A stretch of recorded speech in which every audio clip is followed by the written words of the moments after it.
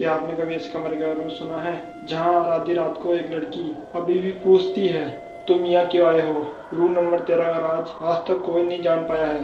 शहर के बीचों बीच बने पुराने कॉलेज का हॉस्टल अपनी अजीब कहानियों के लिए मशहूर था, खासकर रूम नंबर 13। हर नया छात्र जब हॉस्टल में प्रवेश करता तो उसे इस कमरे के बारे में जरूर बताया जाता। कहा जाता था कि इस कमरे में रात को अजीब अजीब सी आवाजें आती है, खिड़की अपने आप खुलने और बंद होने लगती है और कोई वहां से चीख सुनाई देती है। अमन जो एक नए सेशन में हॉस्टल आया था, इन सब बातों को हंसी में उड़ा देता था। उसे भूत प्रेत की कहानियां पर विश्वास नहीं था, लेकिन जब वार्डन ने कहा कि रूम नंबर 13 खाली है और अगर चाहो तो वह उसमें रह सकता है, तो उसने बिना सोचे समझे हाँ कर दी।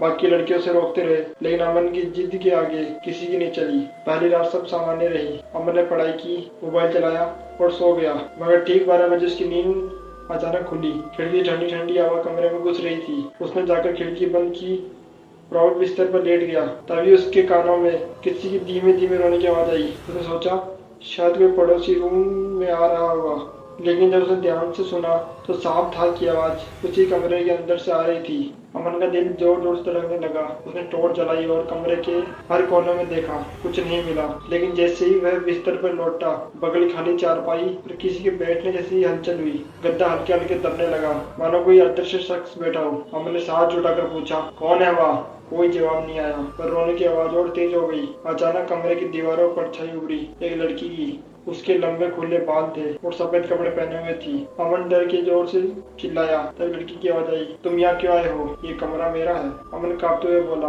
तुम कौन हो? लड़की ने धीमी आवाज में कहा, मेरा नाम नेहा है। 5 साल पहले इसी हॉस्टल में रहती थी। सबको लगता है कि मैंने आत्महत्या की है, लेकिन सच ये है कि मेरी हत्या की गई थी। मेरे चीखने की आवाज अभी भी इन दीवारों में कैद है। ये सुनकर अमन की आंखें फटी की फटी रह गई।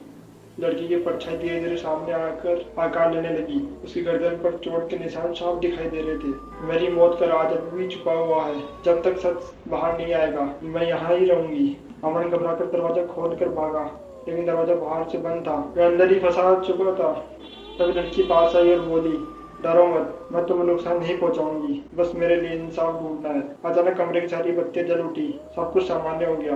लड़की की परछाई भी गायब हो गई। दरवाजा भी अपने आप खुलने लग गया। लेकिन सुबह अमन ने वार्डन से पूछा तो उन्होंने चुप्पी साध ली। बाकी छात्रों ने बताया कि सच में 5 साल पहले उस रूम नंबर 13 में एक लड़की ने जान दी थी। मामला दबा दिया गया था क्योंकि एक बड़े अफसर की बेटी थी। अमन ने उस दिन के बाद से उस कमरे में वापस नहीं गया, लेकिन उसे ठान लिया कि नेहा के लिए मौत का सच एक दिन जरूर सामने लाएगा। आज भी हॉस्टल के लड़के कहते हैं कि आधी रात को अगर कोई इस रूम नंबर 13 में जाए तो रोने की हल्की हल्की आवाज सुनाई देती है। और कुछ लोग तो ये भी कहते हैं कि अगर वो अकेले उस रूम में ठहरे तो नया कुछ सामने आके पूछती है, कौन था वो जिसने मुझे इस हाल में छोड़ा?